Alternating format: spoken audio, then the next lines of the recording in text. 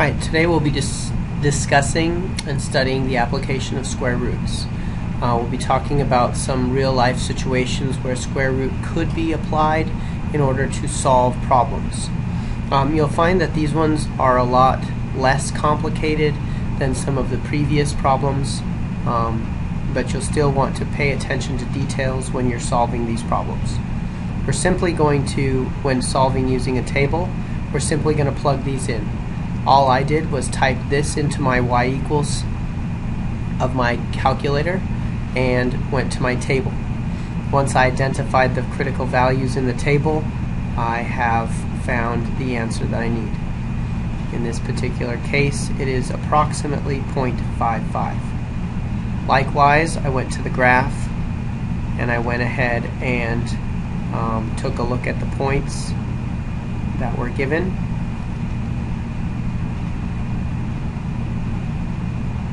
Graphing this, and algebraically, just like we have been doing for the past week, except this time I plug the value that I'm looking for in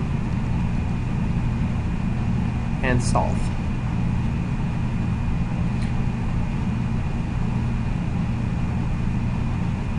Now we'll be skipping around a little bit in this particular problem set, and we won't be doing all of them together in the video, but that means you are still responsible for completing all of the problems in your notes.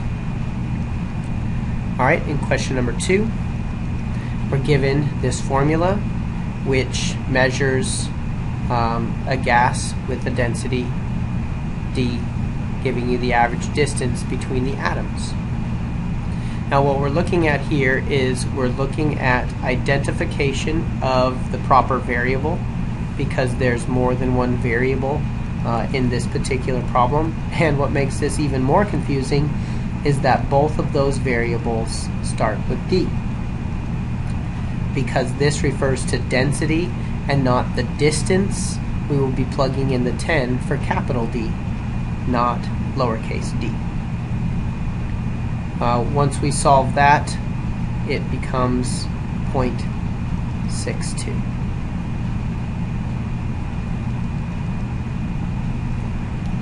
Question number 4.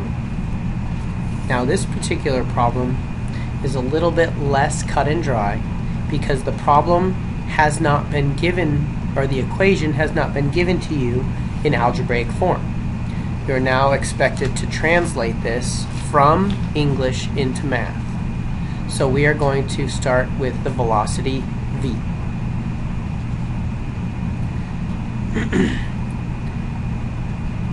It is the square root of twice the product of the maximum height and g.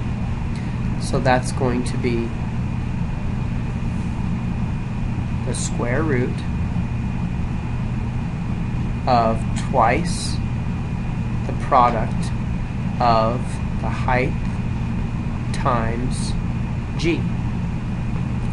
G is the acceleration due to gravity, so we're going to substitute that value before we move on.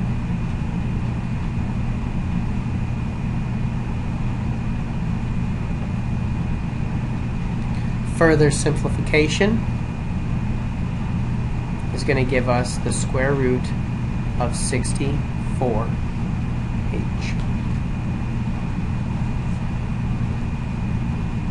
So now what we're going to do is we're going to determine an equation that will give us the maximum height of the water as a function of its velocity.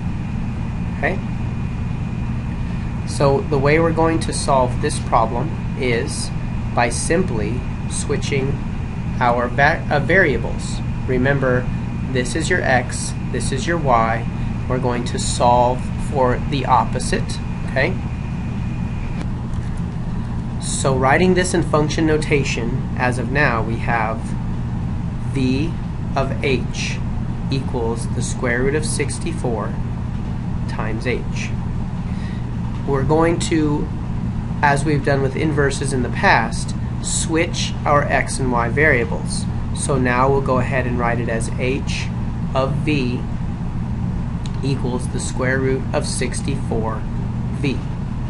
Now, because I've switched my x and y variables, now this is the y variable, this is the x variable, and now I'll switch their locations as v equals the square root of 64 h of v. Squaring both sides, I get v squared equals 64 h of v. Divide both sides by 64, and v squared divided by 64 equals h of v. Remember, that is the maximum height of the water as a function of its velocity. That is what all of this means. We find that by switching x and y. But in function notation, you've got to switch the order of your variables first, then do a second switch to get them into their correct positions. It is this that we'll be using to solve our problem in part B. Now we just plug in 75 for V and solve our problem from there. H, the height, is going to be approximately 787.89 feet.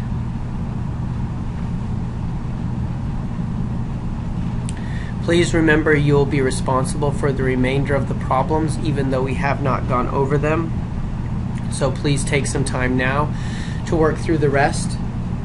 Come prepared with answers and or questions that you may have after you have completed these problems.